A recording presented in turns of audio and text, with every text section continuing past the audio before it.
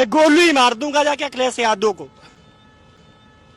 अखिलेश यादव को गोली मार देने की बात जिस तरीके से करनी सेना का यह चिलगोजा कर रहा है, आप लोग समझ सकते हैं इसको हिम्मत कहां से आ रही है।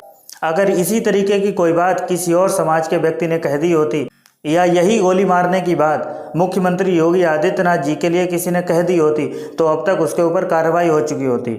लेकिन इस व्यक्ति के ऊपर कोई कार्रवाई नहीं हुई, क्योंकि ये मुख्यमंत्री जी का स्वजातीय है। जिस तरीके से करनी सेना वाले लोगों ने उपद्रव किया और तलवारें लाठी डंडे लहराए, असलहे लहराए, अगर यही समाजवादी पार्टी की सरकार में यादवों ने किया होता तो अब तक उत्तर प्रदेश के अंदर जंगल राज घोषित हो चुका होता।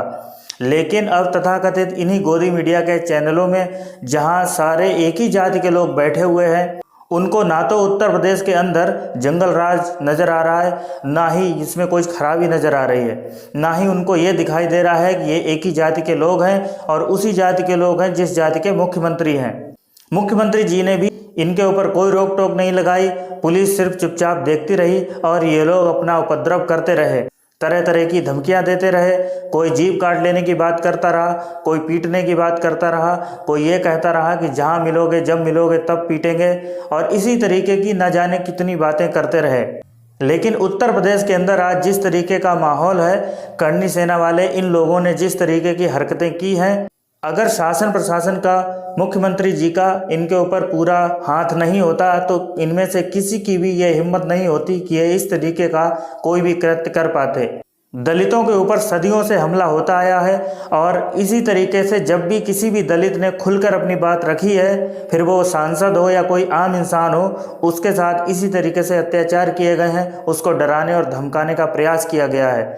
लेकिन रामजी लाल सुमन के साथ समाजवादी पार्टी और उनके राष्ट्रीय अध्यक्ष अखिलेश यादव पूरी तरीके से खड़े हैं। अखिलेश यादव ने इटावा के अंदर अपनी रैली में भी ये बात कही कि अगर रामजी लाल सुमन को लेकर कोई किसी तरीके की भद्दी टिप्पणियां करता है या उनको मारने का प्रयास करता है तो हम रामजी लाल सुमन के साथ पूरी मजबूती के साथ खड़े रहेंगे।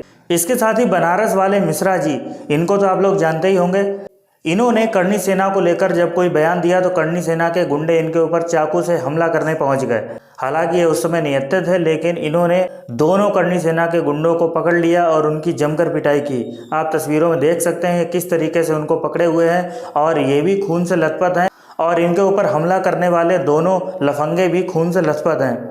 क्या हमारे प्रदेश में या देश में कानून का राज नहीं है? अगर आपको किसी की बात पसंद आती है या नहीं आती है तो आप उसका मुकाबला कैसे करेंगे? तथ्यों से करेंगे। अगर आपको लगता है कि रामजी लाल सुमन ने गलत तथ्य प्रस्तुत किए हैं तो आप सही तथ्य प्रस्तुत करिए, आप सही तथ्य सबके सामने रखिए।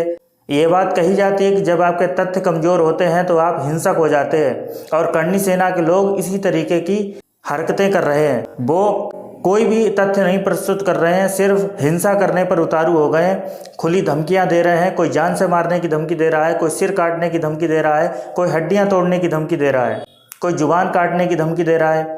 बनारस वाले मिश्रा जी के ऊपर हुआ ये कायराना हमला ये साबित करता है कि इन लोगों की तर्क शक्ति बिल्कुल खत्म हो गई है और ये पूरी तरीके से हिंसक हो चुके हैं। बनारस वाले मिश्रा जी ने खुद ये बयान दिया है कि उनके ऊपर जिन लोगों ने हमला किया वो लोग करनी सेना के ही लोग थे। इन सब घटनाओं को लेकर आप लोगों का क्या सोचना है, हमें कमेंट बॉक्स में ज़रूर बताएं। साथ ही हमारे चैनल को भी सब्सक्राइब करें।